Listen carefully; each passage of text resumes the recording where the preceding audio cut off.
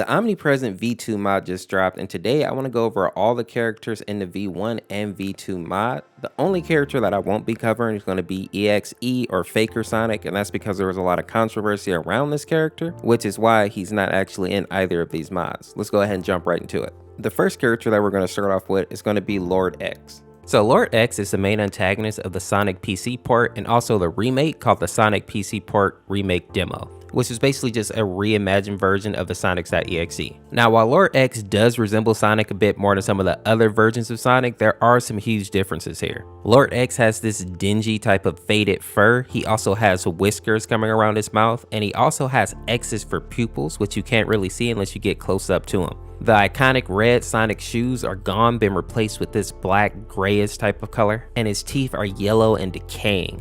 And of course, he gets his name Xenophanes from the fact that he literally has a X carved into his stomach. A lot of people think that Xenophanes is actually the same as Sonic.EXE, but they're actually slightly different, and you can tell in their personalities. Xenophanes is much more serious, he's impatient, and he's a lot more malicious than Sonic.EXE, if you can believe it. You can kind of tell this by how enthusiastic he gets about playing games, and as you know, his games end with you losing your soul. For those of you who think that Xenophanes sounds familiar, it's probably because you recognize that he sounds a lot like Tricky, just that his voice has been slightly edited. Something that is extremely creepy about Xenophanes is that he actually has awareness of both the game files and the player themselves, so he's very similar to like Monica from the Doki Doki Literature Club. Next on our list, we're going to talk about Majin Sonic, and he's basically based off a famous Easter egg that was in the Sonic CD sound test. Even though Majin Sonic was supposed to be some type of joke, he's actually one of the more creepy versions of Sonic because he has this misshapen, smiling, human-like face and no pupils at all, making him look like something out of a straight horror story.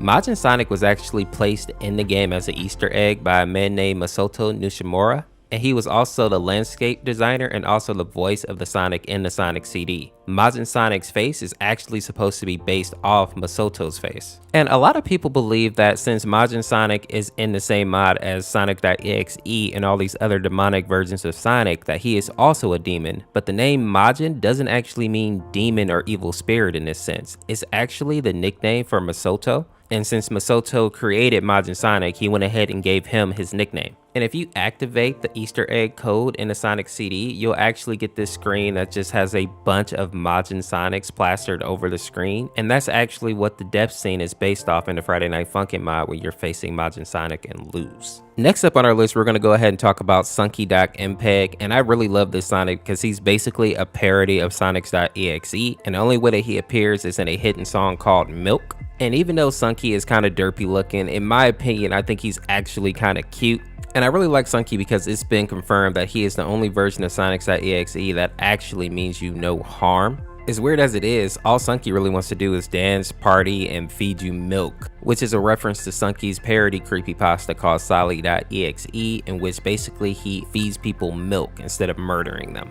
And since Sunki is kind of a joke character, his songs actually reflect that because they have a lot of references to other songs. For example, like Can I Put My Balls in Your Jaws, Shorty Like a Melody in My Head, Best Day Ever, and Endless. Now, for those of you who are curious of how you unlock the song Milk, all you have to do is go to the title page and press up, down, left, right. And this was a reference to how you can actually get to the level select screen in the old school classic Sonic games. Next on our list, I want to talk about Tails Doll because this character is significantly more creepy than people actually know. Now, most people probably recognize Tails Doll from the Sonic racing game, where he was basically built by Dr. Robotnik in order to take down the real Miles, aka the real Tails. Now, the creepypasta versions of Tails Doll is much darker because it's basically just a serial killer. Tails Doll will kill anybody, it doesn't matter if it's a kid or an adult, if they perform the Tails Doll curse. Now, the details of this curse varies between different creepypastas, but one of my favorite stories basically goes like this. If a person plays a song from Sonic Racing in the dark,